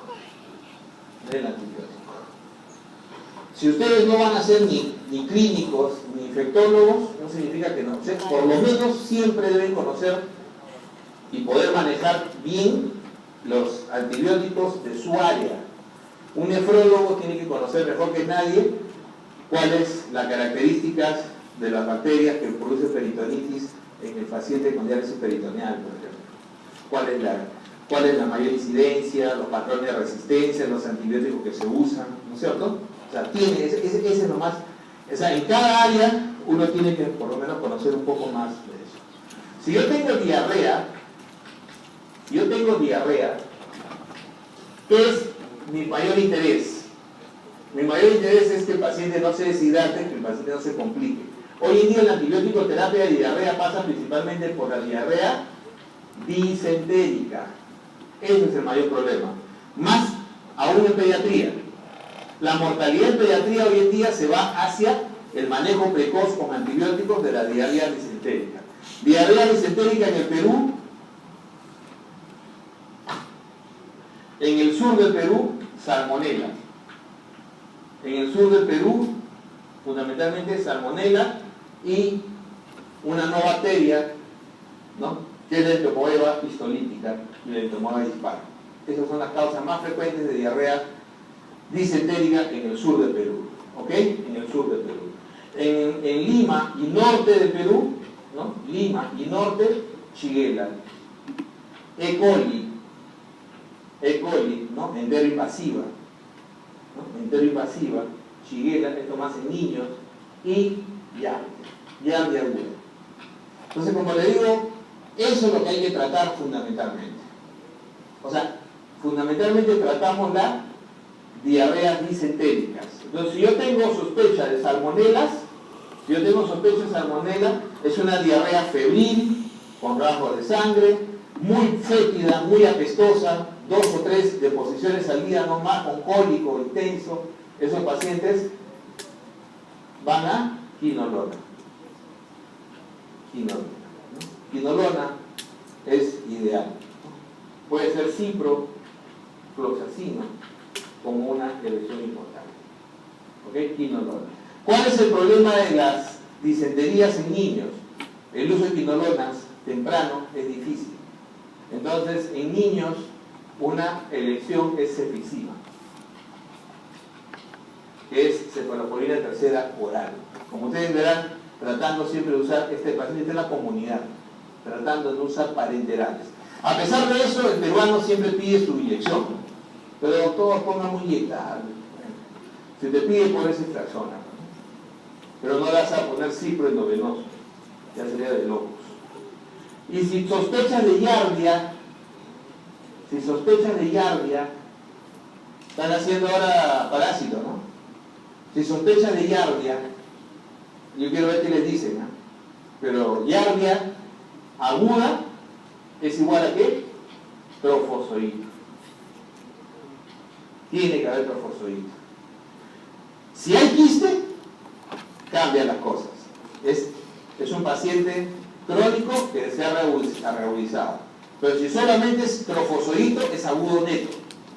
Y el agudo neto, el tratamiento es más corto y le pueden dar hoy en día secnidazol. 2 gramos en una sola dosis. ¿Ok? 2 gramos en una dosis. Secnidazol. 2 gramos en una sola dosis. No puedo darle secnidazol porque no lo tengo en mi medio, o porque el paciente no le alcanza, porque el secnidazol tampoco es muy barato, aunque sea una sola dosis. Bueno, son 4 tabletas de 500 o 2 de 1 gramo, ¿no? El Secnidal, que es el original, es más caro. No le puedo dar, tendría que darle metro. 750 cada 8 por 10 a 14 días. Asqueroso. Muy poco lo tolera, pero no te queda otra. Tendría que darle metro a 750, no a 500, a 750 cada 8. Durante todos esos 10 a 14 días no se puede tomar una chela. No, efecto disulfirán. Disulfirán. Antabus. Así es. En segundo lugar, no tiene sabor con la comida y hace sabor metálico y una tremenda gastritis medicamentosa. Entonces, ese es el gran problema. Por eso, tratar de usar secnidazol en lo posible es lo más efectivo. Pero tú me dices, pero doctor, Giardia, claro, es más norte. También se ve en Lima, el norte chico de Lima. ¿Qué es clásico en Giardia? Claro, es una diarrea en poca cantidad, ¿no? En la aguda, pero es una diarrea muy con rasgo de sangre, tipo esputo rectal, no da fiebre, mucho cólico, ¿no? Pues ese paciente puede sospechar de Giardia y es bien persistente. El cólera, en el 90% de los pacientes se presenta como cualquier diarrea banal y se autolimita. Acuérdense que las diarreas se autolimitan la mayoría. Dengue sintomático. Si ustedes quieren acortar el tiempo, pueden darle antibiótico 1 o 2 días porque el paciente esté libre. No les estoy recomendando, pero puede suceder, ¿ok? Pero en el cólera sí está indicado cuando el cólera es el 10% que hacen cuadro típico, donde hacen hasta 10 litros de diarrea por día. Entonces, ¿cuándo te das cuenta que es cólera? Cuando la diarrea es tipo lavado de arroz, muy clara, el paciente hace volúmenes, o sea, llena la taza. El paciente no es que haga una taza, no, el paciente llena, o sea, llena si es que hay water, ¿no? Y si no es un caño, no para. Cuando nosotros hicimos, yo hice internado en la época del cólera, y había pacientes que entraban caminando y hacían su estela, ¿no? O sea, no paraban, y vomitaban, y llenaban una batea, porque la toxina produce, o sea, les va sacando. Se calcula entre 10 a 20 litros al día que el paciente pierde, entre 10 a 20 litros al día. Entonces, en el cólera, obviamente, el manejo es hidratación. Generalmente en la clínica del paciente hay calambres, porque hay hipocalemia. Es la diarrea, pregunta examen, la diarrea que más potasio pierde. Es la diarrea que más potasio pierde. ¿Por qué se le da antibiótico al cólera? Para bajar el inóculo. Elección, doxiciclina. 3 tabletas en una sola toma. Listo. O sea, no es para tratar la diarrea en sí, es para bajar el inóculo de la cantidad de vibrio, es matar el vibrio. Matar el vibrio para que no siga produciendo tanto toxina. Nada más. Ese es el concepto. El resto no sirve. O sea, más antibiótico no sirve. Para enterar menos. O sea, nada, ahí lo que hay que evitar es que el paciente en el cólera... Ahora, porque el cólera es cierto, ¿verdad? ¿Hay cólera? Sí, todos los años hay. Pero ahora, como se ha quedado en el Perú, es por brotes. Los brotes generalmente se presentan en caletas, y el año pasado hubieron en selva. O sea, está en selva también. El problema es que se presenta por brotes. Entonces, 30, 40 pacientes en tal sitio, ¿no? Entonces, ese es el problema. Y cólera, la intoxicación alimentaria, es sencillo, Rolén, Shigella. La tifoidea también es un tratamiento sencillo hoy en día, la clínica está ahí clarísimo, pero la tifoidea, la elección es cipro. 7.50 los primeros días, cada 12 hasta que caiga la fiebre de 500. 7 días suficiente, si quieren le dan 10. Pero cipro es la elección. Tifoidea difícil, gestante. ¿Le puedo dar cipro? ¿La elección cuál es? Le voy a hacer pregunta de examen. Cefixima. La elección es cefixima. ¿Ok? La elección es cefixima. Paciente con complicaciones. Le puede dar cipro endovenoso. O le puede dar ceftriaxona parenteral. ¿Ok? Esas son las dos elecciones. Punto. Vías respiratorias.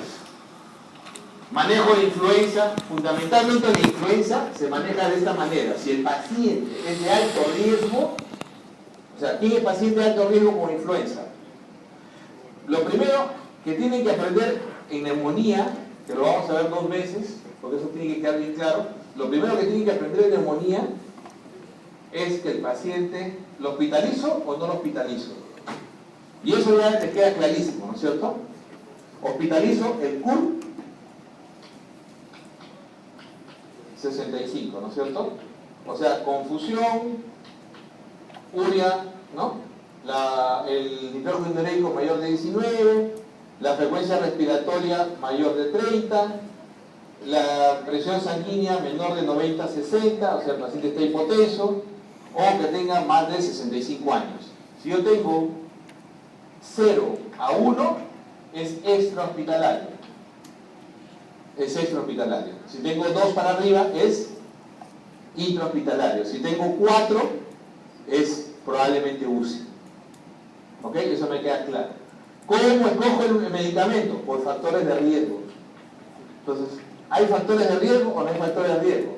Diabetes, insuficiencia cardíaca, neoplasia, enfermedad renal crónica, cirrosis. Fundamentalmente acuérdense de esos como factores de riesgo. Y obviamente 65 años o más, ¿no? Entonces, esos son factores de riesgo importantes. Ah, caramba, dicen ya. ¿Y qué otra cosa tengo que acordarme? Tengo que acordarme si el paciente recibió tratamiento antibióticos los últimos 90 días, ¿sí o no? ¿Sí o no recibió los últimos 90 días? Eso es importante. Entonces, si el paciente no tiene un CUR de 0 a 1, así le voy a poner la pregunta, de 0, creo que ya les puse, ¿no? Ah, ya, entonces ya está listo. Entonces, ahora ya me entiendo. ¿Ok? ¿Dudas en el examen? ¿Dudas alguna? ¿Todo estuvo clarísimo? Entonces uno ahí ve, ¿no? Entonces uno dirá, doctor, ahora viene la verdad. ¿Usa macrólidos? Sí, pero no ácido. Si ustedes me preguntan a mí, no uso ácido. Uso clárito. ¿Por qué? Porque en el Perú se regala la citro, o sea, no hay estudios, eso es lo malo, pero uno sabe, dice, si han llegado al extremo, ¿cuál es la pastilla que más compra la gente que tiene dolor de garganta? ¿Cómo es? Se me dio el nombre ahorita, un caramelo que usan bastante, multibiótico. Hace unos 3 años encontramos una oferta, ¿ok? Por la compra de 5 soles multibiótico, llévese una cajita de citromicina de regalo. Por Dios, no es broma. Yo trabajaba en el laboratorio, no podía meterme con la gente porque es negocio, pero sí hice mi denuncia anónima. Igualitos no dijeron nada, Incafarma siguió vendiendo igual, o sea, así de sinvergüenzas no. Y la Citro pues la puedes conseguir, o sea, la Citro te la regala, te la da, o sea, ese es el problema. Como son 3 tabletitas, la gente toma la Citro. La gente te llama cuando ya falló Citro, doctor, ya tomé Citro y no me hizo nada, ¿qué puedo tomar? Y todavía tiene un dolor de garganta, ni siquiera neumonía. Entonces ese es el gran problema. ¿Ok? Si hubiera estudios, probablemente Acitro es un excelente medicamento, tiene efecto postantibiótico. Tiene efecto postantibiótico, es el único macrólido que tiene efecto postantibiótico. Pero lamentablemente hay que observar, habría que hacer estudios. Todavía funciona, yo sé que funciona, y lo usamos, ¿ah? Pero si a mí me dicen, ¿qué podrías usar? ¿Bandar macrólido? Sí, pero preferiría usar Claritin. Va a ser más caro, pero me siento más seguro. ¿Ok? Me siento mucho más seguro. Y en vía oral ya hay estudios que demuestran, como cuando revisemos neumonía, que el amoxiclavulánico solo es suficiente. ¿Ok? ¿Preguntas? ¿Preguntitas? ¿Ninguna? ¿Quedó claro más o menos las cosillas por ahí? Si hay algo, lancen nomás sus preguntas y yo les respondo por el medio que sea. No hay ningún problema. Lo único que sí, que quede claro, la revisión de New England hasta ahora no encuentro una mejor. Es muy buena. Pero hay que contrastarla con ese resumen chiquito que les mandé. ¿Se acuerdan? Hay que contrastarla, que hay algunos datitos que no están en New England todavía. Pero en general, las tablas, que es donde van a venir las preguntas, son las que se siguen utilizando hasta el día de hoy. ¿Ok? Los conceptos y las tablas de ahí deben venir. ¿Ok? Voy a conversar bien esto de las preguntas, deberían ser 10, les conviene más 10 preguntas, ¿cierto? Sí, yo le mandé, le dije, pero creo que quien tiene que dar la orden es Gabriela, y no puedo hablar con ella. Entonces, para que le tomen 10 tendría que mandar 20 preguntas y mandé 12. Ese es lo malo. Pero yo le puse bien claro de que de estas preguntas no va a venir ninguna en el examen. ¿Por qué hacen ese sistema? Porque se guardan preguntas para el examen. ¿Entienden la figura? De esa manera ya no me piden examen, lo arman solitos. Lo cual es inteligente. Pero yo suelo armar mi examen a pesar de eso. Siempre lo armado. En fármaco también lo hice, que siempre he armado mi examen aparte. Entonces yo tengo que convencerlas de que no hagan eso, ¿no? O tendría que mandarle 20 pesos. Le mandaré 20, ¿no? Ok, listo. Hasta el próximo lunes.